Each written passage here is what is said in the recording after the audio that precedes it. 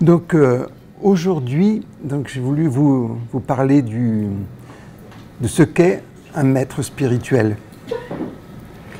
Je trouve que c'est un sujet qui est très aigu, très important, je pense, pour nous en Occident, parce que on a plutôt tendance à avoir des préjugés, des idées négatives. Et même on vous dit « Ah ouais, c'est un gourou ». Alors, on a tout dit, c'est un gourou. Vous savez ce que ça veut dire en sanskrit, gourou? Ça veut dire guide, guide spirituel. En Inde, à l'époque, un maître d'école était appelé gourou. Vous voyez? Alors, ce que j'ai trouvé aussi assez amusant, c'est qu'en Inde, si vous voulez un peu insulter les gens, comme ici on dit avec gourou, on dit « t'es un mystique ». Nous, on n'a pas cette sensation que être mystique, c'est si grave que ça. Hein? Bah pour eux, non, c'est vraiment... c'est pas terrible. Hein. Donc, je pense que c'est très intéressant d'essayer de voir à quoi correspond la réalité du maître. Qu'est-ce qu'un maître spirituel? Et je vais prendre une définition. Un maître est tout Dieu, mais pas entièrement Dieu. Donc, vous voyez déjà, il correspond à un paradoxe. Alors, on ne va pas aborder aujourd'hui l'idée de qu'est-ce que Dieu, hein, donc c'est autre chose. Quoi qu'on a déjà eu un petit aperçu pendant la méditation. Je veux dire, c'est ce centre qui est à l'intérieur de notre cœur, dans la profondeur du cœur, ou comme diraient certains mystiques, justement, le tréfonds du cœur. Voilà, où il ne se passe rien, il n'y a rien, c'est vide, c'est une vacuité, et on est bien, et on n'a pas envie d'en sortir. Et quand on émerge de ce centre, il y a quelque chose qui rayonne, il y a une qualité de silence autour de nous, qu'on peut partager. Alors vous voyez, ça, c'est la notion de Dieu. Et en plus, donc, après, on se dit, mais alors, les maîtres, pour qui ils se prennent? Babaji disait, il n'y a qu'un maître, c'est Dieu. Alors vous voyez, à quoi servent les maîtres alors? Ben, à nous amener à cette dimension divine en nous, au maître intérieur, à Dieu. Et il disait encore, considère-moi plutôt comme une mère que comme un père. Vous voyez, un maître spirituel est une mère. Pourquoi? Elle est aimante, compréhensive. Elle nous accompagne tout le temps. Quoi qu'il arrive, elle sera toujours avec nous. Vous voyez un peu, et il n'y a pas cette sévérité. Qu'on dit, oui, un maître, il y a des disciples, donc il faut être discipliné. Oui, ça existe aussi. C'est-à-dire, voilà, ce qu'on fait avec nos enfants. Voilà, on essaye de leur donner un cadre, et puis les laisser un peu avancer dans ce cadre, parce que vous avez vu que si on ne leur met pas un petit cadre, ils peuvent déborder. Et s'ils débordent, c'est pas que ça nous gêne nous, c'est que ça les déstabilise, ça ne les aide pas, eux. Donc il faut à la fois leur laisser une grande liberté et en même temps un cadre et les guider. Donc sommes-nous les gourous de nos enfants? Alors c'est très important parce que quand on voit avec nos enfants, surtout quand ils grandissent, on peut de moins en moins dire de choses. La seule chose qu'on puisse faire vraiment bien, c'est d'être présent, de les aimer, et de répondre de manière parcimonieuse à leurs questions quand ils en posent, si ils en posent. Vous voyez? Donc, une chose aussi que j'avais bien aimée de Charidji, c'est l'anniversaire aujourd'hui et demain, c'est le disciple qui fait le maître. Qu'est-ce que ça veut dire? Ben, ça va dire que qu'est-ce qu'on laisse comme liberté à notre maître? Quel lien on établit avec lui ou avec elle, hein, parce que ça peut être une femme. Est-ce qu'on met des restrictions? Est-ce qu'on ne met aucune restriction? Alors, vous voyez, c'est ça la difficulté, c'est que on a encore ce côté d'abandon. On parle, il faut s'abandonner. Voilà. Voilà. Mais qu'est-ce qu'on abandonne? On abandonne juste notre moi, notre ego, et on le confie un certain temps à une personne en qui on a confiance. C'est ça le maître spirituel. Mais qu'est-ce qu'il veut un maître spirituel pour nous?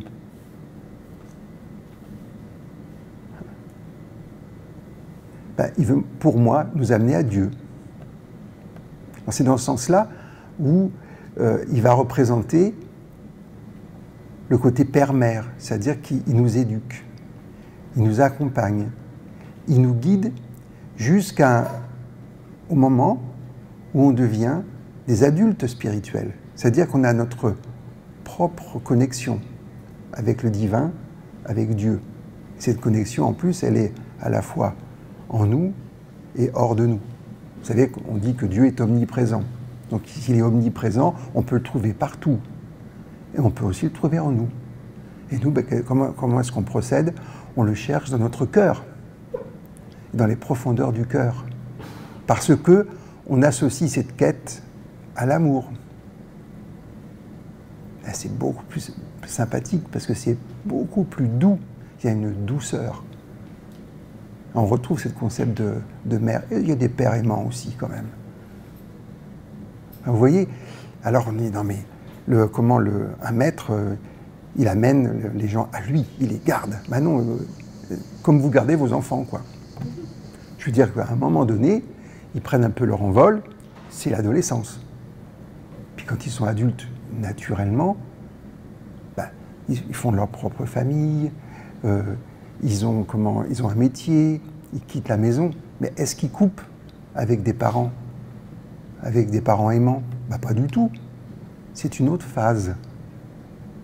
Et donc, à partir de là, la connexion, elle est directement. C'est dans ce sens-là où on parle de union. Union avec Dieu. Union avec le soi, avec un grand S. Parce qu'il y en a qui sont gênés par le mot de Dieu. Tout ce qui a été mis sur Dieu. Je vous rappelle que Babuji disait « Dieu, c'est un centre qui n'a ni nom, ni mental, ni attribut. » On pourrait continuer comme ça, ni. Donc, on ne peut pas vraiment le comprendre, mais on peut l'expérimenter. C'est ce que nous faisons dans la méditation. On expérimente cette dimension en nous. Et là, on peut dire que l'on connaît cette dimension, parce qu'on l'a expérimentée. Et ce qui est intéressant, c'est ces façons, quand on rencontre des maîtres, des saints, des êtres de lumière, ce qui se passe à ce moment-là. Il y a quelque chose, moi je me souviens, la première fois où j'ai vu Babuji, j'étais complètement sidéré. Je disais, waouh, qu'est-ce qui se passe? Je ne voulais plus le quitter. Alors j'étais pas du tout un dévot, non. Bon, je voulais un maître spirituel pour aller à Dieu, justement, et puis bon, il y en avait un qui s'est présenté, c'est lui, bon, très bien, je travaillais avec, très bien, je vais l'utiliser, très bien. Puis lui, je ne sais pas ce qu'il fait. Il rayonne quelque chose. Et à ce moment-là, mon âme fait « waouh ». Oui, c'est ça. Et je suis étonné aussi même de ma propre réaction. Et plus tard, dans les années qui ont suivi, il m'a fait découvrir des dimensions d'amour. Parce que moi, je cherchais ça. Et je trouvais assez fabuleux. Donc, vous voyez, quand vous avez des êtres comme ça, qui sont porteurs de cette dimension, qui la rayonnent, et après, on s'aperçoit qu'ils font plus que ça. Ils transmettent. Et quand on est en leur présence, et on l'a vu aussi avec Shareji, c'était la même chose, on est là, on peut passer des heures.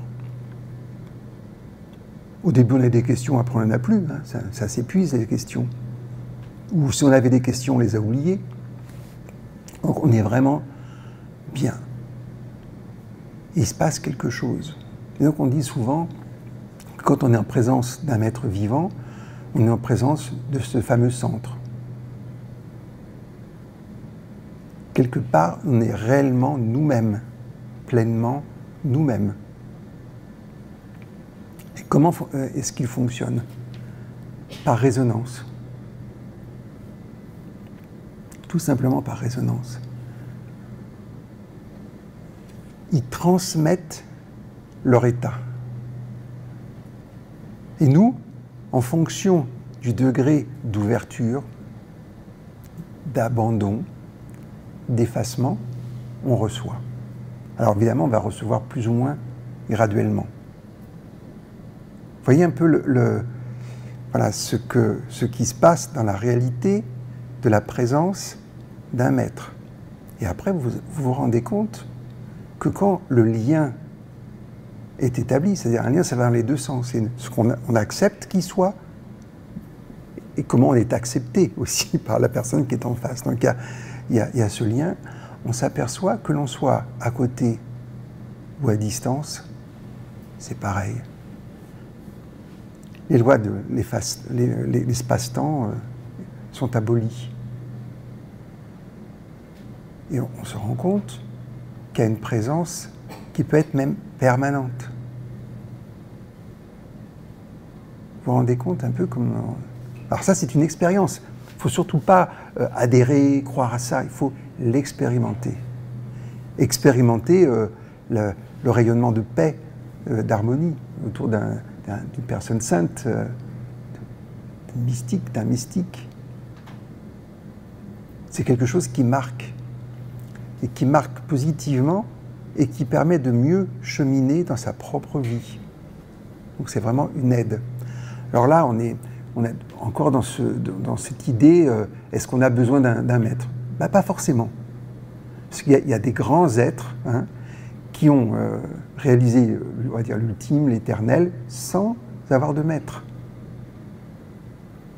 Mais c'est une aide. C'est-à-dire pour des gens plus ordinaires, comme moi par exemple, ben, ça a été d'une grande aide de fréquenter. J'ai fréquenté 2 maîtres, bon là il y en a un troisième qui est là, et c'était passionnant, c'était intéressant. Je les ai vus travailler aussi.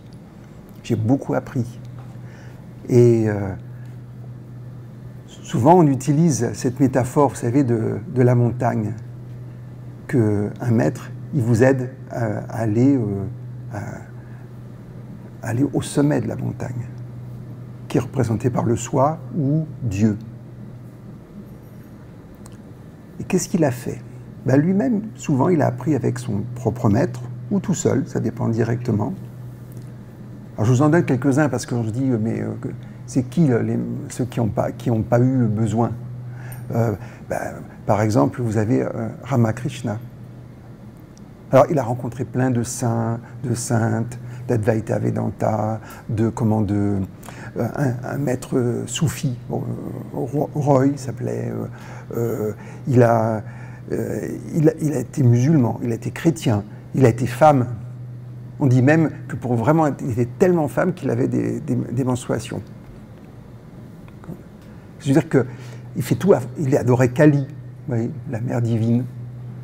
Et donc, mais sa connexion, là, de tout petit, avec Dieu. Et vous avez Ramana Maharshi, là, je parle des Indiens, pareil. Moi, j'ai rencontré en 1977 Mananda Moy, une sainte extraordinaire, fabuleuse. On est auprès d'elle, c'était une autre dimension. Donc il y a pas mal de gens. On voit même tous nos mystiques chrétiens comme Maître Eckhart, comme Thérèse d'Avila, Saint Jean de la Croix, comme ça. Qu'est-ce qu'ils ont eu? Des connexions directes avec Dieu. Alors c'est ce qui gêne souvent dans les religions, même les voix. On dit non, mais vous ne pouvez pas, c'est pas possible, vous ne pouvez pas être en contact direct avec Dieu. Eh bien si. On voit l'histoire de Maître Eckhart, par exemple. Il avait un contact direct. Et si vous écoutez ces conférences, on ne appelle pas des conférences, des sermons, sont magnifiques, sont inspirés. Et donc, ce que je trouve intéressant, c'est de voir qu'il y a des grands êtres comme ça qui ont eu des illuminations, qui ont eu des connexions. Et il y a deux sortes. Il y a ceux qui sont complètement allumés. Alors vous êtes auprès, c'est des saints quoi. Vous êtes auprès d'eux ou d'elles. Et alors on est bien, on a envie de les fréquenter. Mais ce n'est pas des maîtres. Ce n'est pas leur rôle. Puis il y a ceux qui ont ce contact, qui ont été au sommet de la montagne. Et vous savez ce qu'ils font? C'est pour ça qu'on les appelle des gourous. C'est des guides. Ils descendent, ils prennent des gens, ils montent, comme ça, et puis ils redescendent, et ils remontent, ainsi de suite. Et ils connaissent le chemin. Alors vous avez encore des gens un peu spécifiques. Il y a ceux qui connaissent un chemin, une voie. Donc ils vont dire, venez avec moi, je vais vous montrer comment j'y suis arrivé, et vous pouvez y arriver aussi. Et ils vous amènent. Ça, c'est les voies voilà, spécifiques. Après, vous avez ceux qui sont arrivés au sommet, puis qui disent, mais attendez, ça a été ma voie, avec mon maître, ou avec ma religion, ou avec... Mais il y a plein de chemins qui mènent au sommet. Il dit, mais qui j'ai en face? Quel genre de disciple j'ai en face? Quel genre d'aspirant j'ai en face? Et qui s'adapte. Et qui vous disent, oui, tu devrais plutôt passer par là, suis-moi. Vous voyez, et hop, on y va. Et ça, je trouve, c'est des maîtres très intéressants. Ils sont beaucoup plus, je dirais, universels. Mais bon, ce qui compte, c'est en final le résultat. Après, il y a des gens qui ont eu une expérience spirituelle, une expérience mystique, et qui croient que c'est tout. Donc ils disent, suivez-moi. Alors ça, ben, vous allez aller là où ils sont allés. Au mieux. Au mieux. Vous voyez? Donc là, c'est là encore ce qui est important, c'est de voir comment, intérieurement, vous choisissez et vous reconnaissez un maître. Alors, on avait dit à son rayonnement, à sa paix, mais en même temps, il y a quelque chose en vous, dans votre cœur, qui vous dit c'est lui ou c'est elle. Et qu'est-ce qui fait ça? C'est votre maître intérieur. Parce qu'en final, qu'est-ce qui reconnaît un maître spirituel? C'est le maître intérieur. Alors, la difficulté, c'est qu'il faut arriver à aller dans cette dimension. C'est ce que j'appelle le deuxième niveau de profondeur du cœur, qui est une dimension cosmique, où réside votre maître intérieur. Alors c'est difficile, hein, c'est la quadrature du cercle, parce que pour choisir un maître, il faut être en contact avec son maître. Mais si je suis en contact avec mon maître intérieur, je n'ai pas besoin d'un maître. Vous voyez ce que je veux dire? Alors, là, le chemin spirituel, il est plein de paradoxes, et ça, j'adore les paradoxes. Hein, ça, c'est extraordinaire. Parce que, justement, c'est au-delà de la rationalité. C'est plus intuitif. Certains diraient que c'est plus relié au cerveau droit, d'accord, qui est synthétique. Vous allez sentir, vous allez dire oui, celui-là j'aime ou j'aime pas. Je veux bien suivre, non, je sens pas. Allez l'expliquer. Non, mais intérieurement, c'est fort. Alors l'intérêt, c'est qu'un être spirituel de l'envergure d'un maître, c'est-à-dire qu'un maître, c'est quelqu'un qui a accompli son propre chemin. C'est ça qui est intéressant.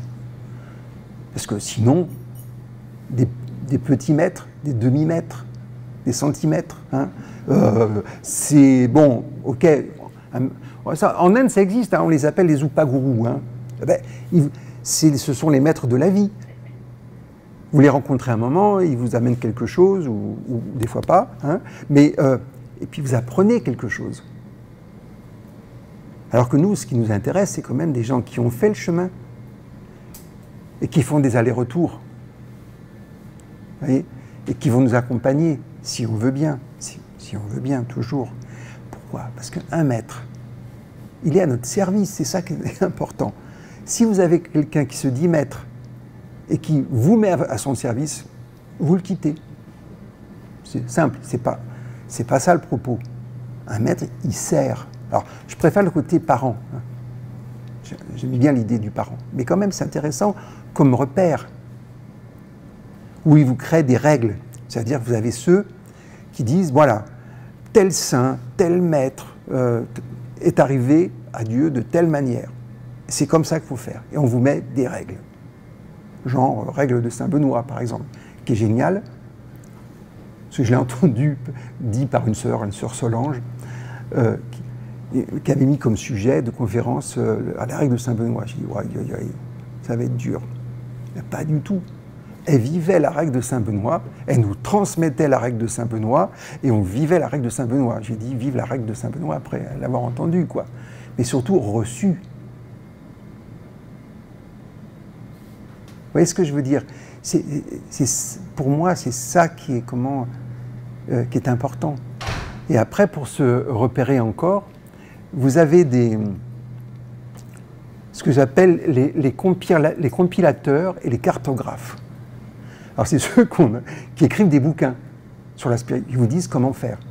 On n'a pas que sur ça, en psychologie, en tout. Comment faire? Voilà. Alors, ils vous disent les règles, les machins, les trucs, mais je suis désolé, quoi. Ils ne sont pas allés sur la montagne. Ils ne sont même pas guides de moyenne montagne. Parce que c'est intéressant, on peut aussi avoir des guides de moyenne montagne, pas que de haute montagne. Ça va dépendre de ce à quoi on veut aboutir. Et qui vous racontent tout. Du chemin spirituel, de ce qu'il faut faire, pas faire. Voilà. Et vous avez ceux qui sont un peu les ritualistes, hein, qui disent, si vous voulez y arriver, vous devez faire ça, comme ci, comme ci, comme ci, comme ça, comme ça. Ce qu'on retrouve dans les religions. Alors vous voyez, ce qui est important, donc, c'est de faire tout ce qu'on fait donc, spirituellement, mais même dans la vie, de le faire dans la présence. Ça, cette présence intérieure, dans le cœur, et à partir de là, d'agir, de vivre, et de faire ce qu'on doit faire par rapport à notre propre destinée, à la fois spirituellement et humainement. Là encore, ça doit se repérer. Qu'est-ce qu'un maître spirituel, à un certain niveau, il doit représenter un modèle. Alors, pour moi, un modèle intérieur. C'est ça, c'est le plus important. Mais il y a quand même des effets extérieurs. C'est important. Et il ne vous empêche pas d'être vous-même et il ne vous empêche pas d'aller à Dieu comme vous devez. C'est ce que j'aimais, par exemple, ce que j'aime dans le soufisme ou dans l'islam, on dit, mais la relation de la personne, du musulman, donc, elle est directement avec Dieu.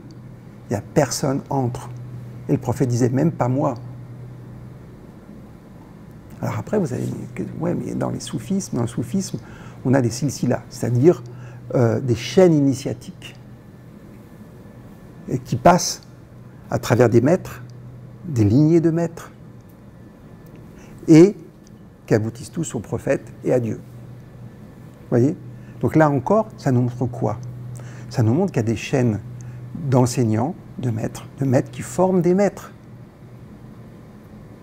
Alors il y a des lignées où ils forment un maître, et il y a des lignées où ils forment plein de maîtres. Pas des disciples. Qu'est-ce que ça veut dire être maître? Ça veut dire maîtriser. Alors, on connaît, on voit bien là maintenant nos pauvres étudiants qui font des Master 1, Master 2, quand ils y arrivent, hein, à rentrer dedans. Et puis donc, ils sont censés maîtriser le sujet. Puis vous vous rendez compte après, quand ils font des licences, là, pas des licences, maintenant des maîtrises pour enseigner à nos petits dans l'école primaire ou en maternelle. C'est sûr qu'une maîtrise de maths, ça aide hein, quand même pour enseigner aux enfants. Hein. Ça, c'est clair. Mais c'est intéressant, je trouve. Dans le sens où un maître, il peut enseigner à tout niveau. Ça veut dire qu'un maître qui a une grande éducation, il peut enseigner à des petits de maternelle ou à la fac, et avec tous les intermédiaires. Qu'est-ce qu'il fait? Il s'adapte. C'est ça qu'on demande. Ça. On appelle la pédagogie. Hein. Mais il s'adapte à son élève, à son disciple, pour l'accompagner. voir ses difficultés.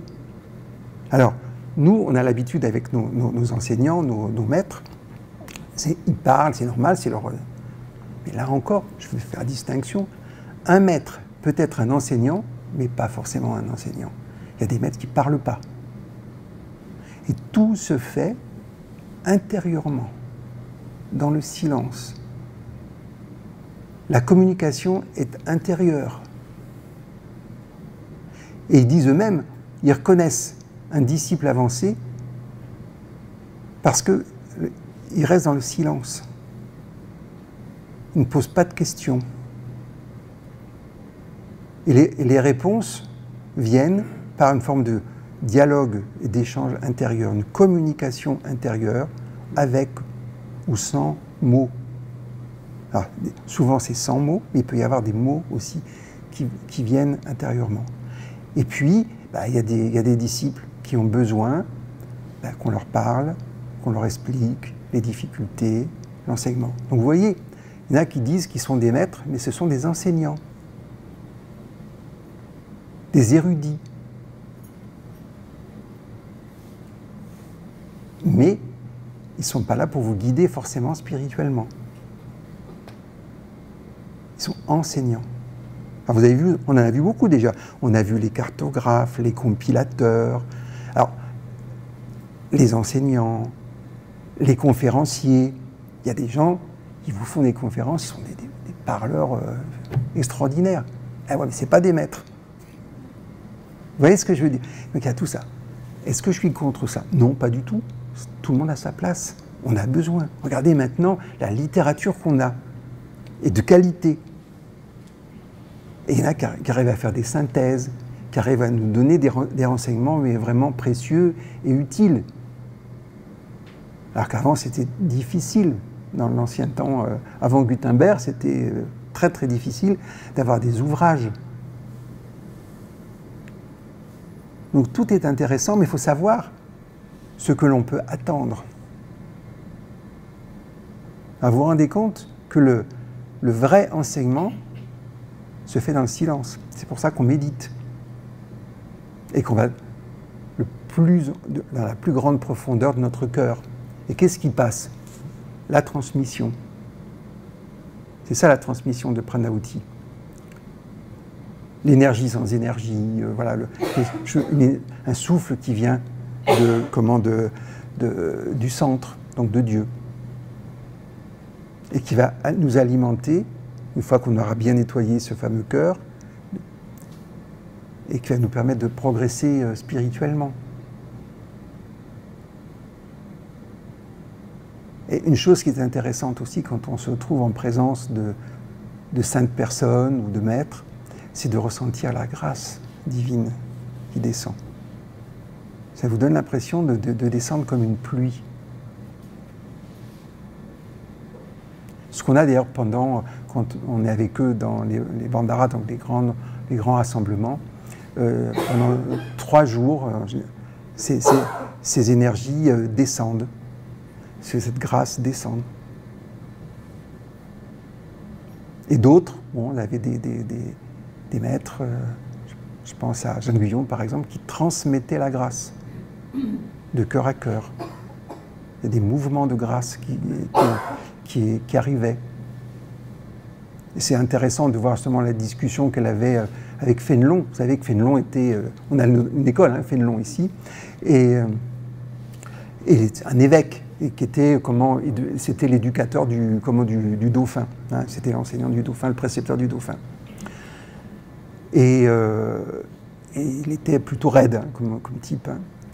Sauf qu'un jour, il était en contact de Jeanne Guyon, elle lui a transmis la grâce. Et il l'a reconnu comme maître. Il ne pouvait pas faire autrement. Alors qu'elle représentait une laïque. Alors pour un, voilà, pas terrible, pire, une femme. Vous vous rendez compte? Et il lui a touché le cœur elle lui a touché le cœur avec la grâce. Et donc il y a des écrits assez intéressants à voir entre eux. Etc., etc. Il y a des êtres extraordinaires Je pense encore, là, quand je pense à ça, je pense à Hildegard de Bingen, par exemple, tout ce qu'elle a pu faire, enseigner, et elle disait au roi, au pape, « Monseigneur, je vous obéirai tout le temps, sauf si Dieu me dit autrement. » Voilà le genre. Voilà. Donc, des femmes libres quand même, c'est intéressant. Mais libres comment? Elles ne revendiquaient pas leur liberté. Elles étaient libres. Je veux dire, on ne pouvait pas l'enfermer, on ne pouvait pas la restreindre. Elle était en Dieu. Donc, c'est quoi être en Dieu pour elle? Abandonner à l'amour de Dieu, abandonner, totalement abandonner. Donc c'est là où c'est intéressant de les prendre, tous ces êtres, comme des modèles, savoir comment est-ce qu'ils ont procédé. Donc vous voyez, là encore le paradoxe. Pour être plus pleinement nous-mêmes, il faut s'effacer soi-même. Alors je vous le redis, les termes chrétiens, c'est anéantissement de l'âme charnelle. Voilà. Pour les soufis, fana. Pour nous, c'est le pralaya. Ouais, c'est tout un tour, je dis, oh là là, c'est l'apocalypse. Mais pas du tout. C'est juste l'effacement de l'illusion du moi pour que nous soyons réellement nous-mêmes. Et pour ça, quand on est pleinement en Dieu, dans cette dimension de Dieu, on est pleinement nous-mêmes. Et on peut mener notre vie comme on doit, de manière spécifique, autonome. C'est ça, être adulte spirituel. Parce qu'un maître, il n'est pas là pour vous dire ce que vous avez à faire dans votre vie. Surtout pas. Et il ne veut pas en plus.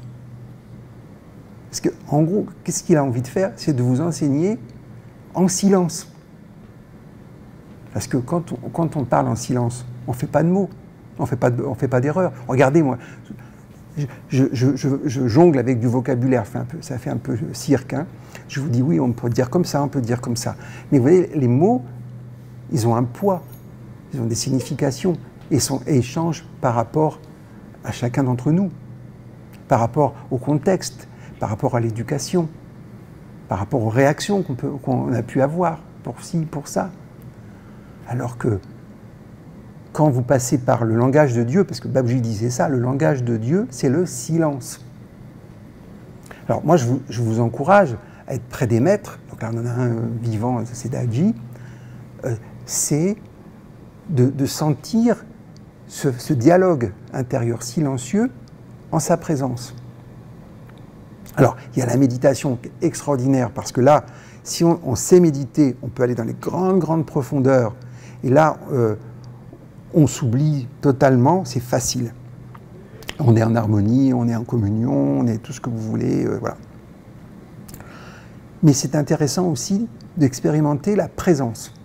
Alors, de Daji, parce que bon, on le connaît, mais de saints, de saintes, de mystiques, et de voir l'effet que ça a sur nous. Donc là encore, dans l'enseignement, comment procéder? Eh bien, on nous dit, tenez un journal, c'est-à-dire qu'il faut que vous soyez les propres observateurs et observatrices de votre propre développement spirituel, et qui va de plus en plus vers de la subtilité intérieure. Jusqu'à un moment donné où c'est tellement subtil qu'il n'y a plus rien. Et quand c'est comme ça, c'est là, paradoxalement, que vous êtes pleinement vous-même. Et que vous pouvez faire face à vos vies, et que vous pouvez agir de manière efficace. Comment? En vous référant toujours à votre maître intérieur, parce que là, je dis, mais moi je préfère le cœur, donc la profondeur du cœur. Mais ce maître intérieur, c'est la même chose. Qui va vous dire quoi faire, où aller, quoi ne pas faire aussi. Souvent, on disait, mon maître disait, quand tu as des doutes, abstiens-toi. Oui, on attend. On attend comment? Intérieur, ouvert, disponible. Et il vaut mieux qu'on fasse une attente paisible comme cela que de foncer vers une erreur. Et c'est pour ça aussi, par exemple, quand vous voyez les maîtres, ils sont beaucoup plus à l'écoute qu'en parole. Ils écoutent. Et quand ils vous écoutent, ils écoutent votre âme, ils écoutent votre essence. Et ils travaillent. Alors vous voyez, c'est là encore, Ça ne sera pas cette fois-ci. Je vais développer le mode de travail du maître. Ça, je trouve ça intéressant comme sujet. Mais là encore, on se rend compte d'une chose, c'est que c'est le disciple qui fait le maître. Il va faire ce que vous lui permettez de faire, parce que jamais il force, parce que c'est pourquoi Dieu nous laisse le libre arbitre et pourquoi un maître il ne le ferait pas. Il ne peut pas ordonner un maître. Il peut éventuellement suggérer. Qu'est-ce que tu penses plutôt? Par là, ou comme ci, ou comme ça, et puis nous on est là, comme ça, voilà. Mais c'est ça. Ordonner, c'est pas ça. Dieu n'ordonne pas. Un maître ne doit pas ordonner non plus. Vous voyez un peu comment ces nuances. Donc, ce que l'on voit par contre, c'est qu'au fur et à mesure de notre croissance spirituelle, notre relation au maître change, évolue. Un petit enfant de 2-3 ans, un de 6-7 ans, et un pré-ado, puis un ado, c'est pas exactement pareil, vous voyez, je veux dire, au niveau échange. Donc c'est adapté à ce que nous sommes. Et à un moment donné, on devient des adultes sereins, tranquilles. Alors la relation avec un maître, elle est extraordinaire, parce qu'il y a des allers-retours, il n'y a plus de sensation de maître d'ailleurs, plus rien. C'est simplement, il y a une unité, et puis voilà, c'est comme l'eau, ça flotte magnifiquement.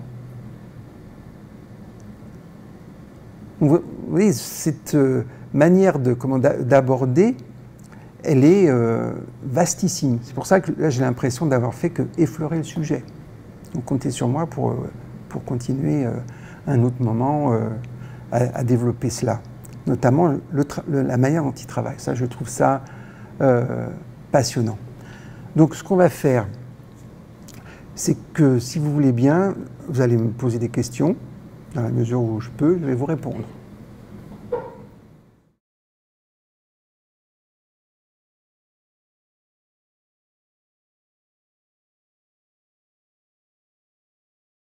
Alors, pour moi, donc le sentiment amical ou d'amour filial, c'est une expression de l'amour absolu, de l'amour de Dieu. Et je crois qu'il y a ce qu'on appelle le souffle de Dieu, le Verbe qui est là, et je le sens intimement lié à la dimension d'amour. Donc après, on va retrouver cet amour qui va se décliner entre amis, dans un couple, dans la famille, dans le travail, en toute chose. Et je crois que c'est nécessaire. Et les émotions sont des manières de se repérer. C'est-à-dire qu'il y a une émotion qui nous dit « tiens, ça va dans cette direction ». Alors nous, on fait la distinction entre l'émotion et le sentiment. Donc le sentiment, il y a le sentiment amoureux, et qui est très spécifique. Et puis il y a le sentiment d'amour. Et il y a l'amour. Donc ce qu'on cherche à faire par la méditation et après dans notre quotidien, c'est de rejoindre cette dimension d'amour pour arriver à être comme les saints, les saintes, les maîtres, amour. Ça veut dire qu'à ce moment-là, ils rayonnent cet amour, c'est en résonance, ils nous transmettent ça, ils nous le partagent. Et au lieu de faire comme nous on a des limites, donc on fait comme on peut, hein, c'est bien, mais il faut le faire. Eux, ils font ça pour des grandes populations, pour l'humanité, pour... voilà. Et qu'est-ce qu'ils nous disent? C'est intéressant. On peut devenir comme eux, être des sources infinies d'amour. Parce que c'est ça, la difficulté que nous avons. C'est qu'on cherche à être aimé, ce qui est légitime, d'accord? Comme quand on était des petits-enfants. Et à un moment donné, on va changer la chose, on va devenir source d'amour, et c'est nous qui allons donner cet amour. Et à ce moment-là, quand vous êtes une source d'amour, vous ne cherchez pas à en recevoir. Vous en donnez. Et c'est ce qui est intéressant. Et de voir, moi j'ai rencontré quand même plein de saints, de maîtres extraordinaires. Et automatiquement, ceux qui reçoivent cet amour extraordinaire, eh ben, leur rebalance à nouveau. Donc on a l'impression qu'on leur donne, qu'on les aime, voilà, on les aime. C'est ce qui se passe des fois avec les foules qui sont un peu, voilà, quand il y a les Beatles, non, c'est pas la même chose, non, quand il y a... mais c'est la même, je m'amuse là, mais c'est pareil. C'est-à-dire l'exaltation qui est là, bon, quand vous êtes à un match de foot, oui, il est des nôtres, voilà, comme ça. Bon, il y a un engouement. C'est vraiment quelque chose de limité. En plus, on n'aime pas le camp en face, quoi. C'est un peu embêtant. Mais tout ça, c'est de l'entraînement. Et au lieu d'aimer de manière spécifique, essayons voilà, d'aller à la source infinie qui est en nous, dans notre cœur, ouvrons, on n'a même pas besoin de distribuer. C'est pour ça qu'on donne comme analogie, on dit c'est comme le soleil. Le soleil, il ne dit pas qu'il va rayonner là et là et là. Il est le soleil, il rayonne. Eh ben, c'est pareil avec l'amour. Ça vous plaît comme programme? Ah, allez-y, hein.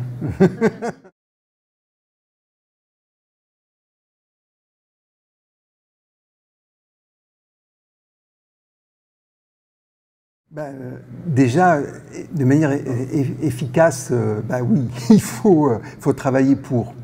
Il n'y a pas de doute. Mais ce n'est pas parce qu'on travaille qu'on va l'obtenir. On fait juste, on prépare le terrain. C'est-à-dire que voilà, c'est quand on prépare un terrain pour mettre les graines et recevoir l'eau. D'accord? Notre travail, c'est de préparer le terrain. Et moi, j'ai remarqué, par exemple, et j'ai beaucoup d'estime pour ceux qui le font, qui font un travail sur le vide, la vacuité intérieure. Vous savez que j'aime bien les taoïstes qui parlent du vide médian du cœur. Mais on ne peut pas créer une vacuité. On ne peut pas créer un vide en soi.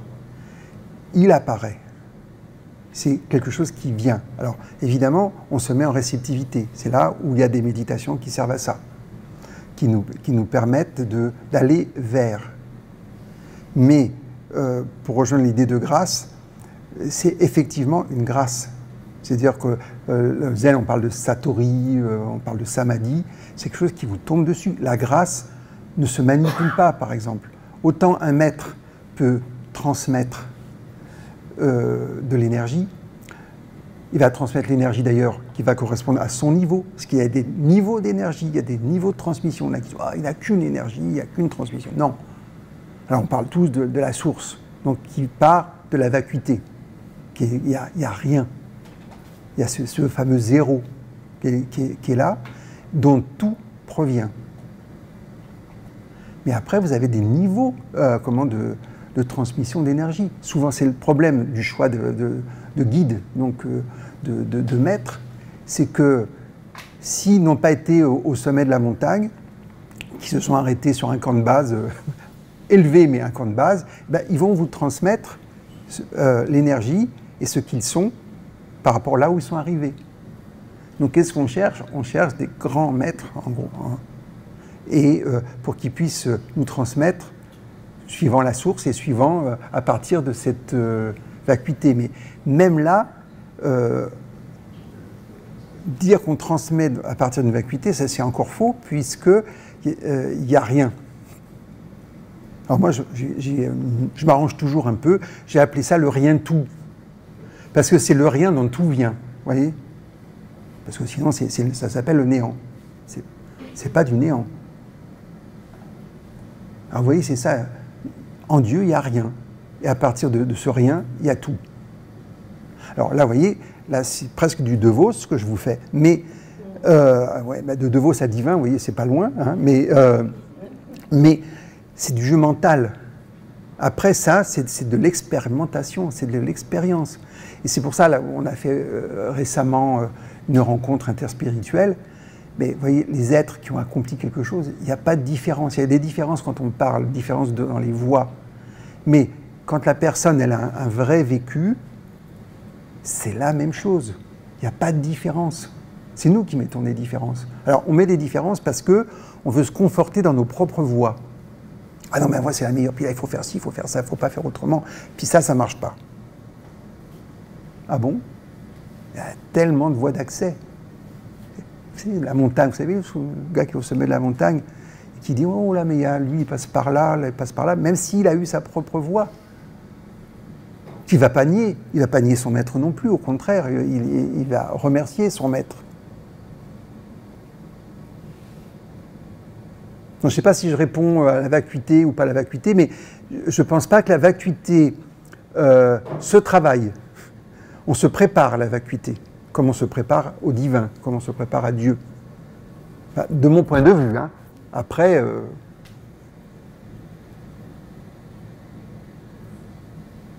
Mais ce que j'aime, c'est de voir les effets. C'est pour ça que j'aime bien, par exemple, les maîtres taoïstes.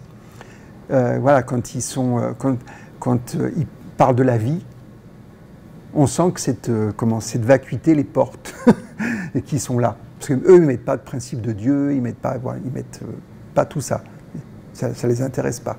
Mais ils ont quelque chose d'absolu qui est là, et ils ont une liberté dans l'existence, un souffle extraordinaire, et ils s'intéressent aux gens, ils sont avec tout le monde, et ils sont magnifiques. C'est ça qu'il faut arriver à regarder. Merci. À bientôt.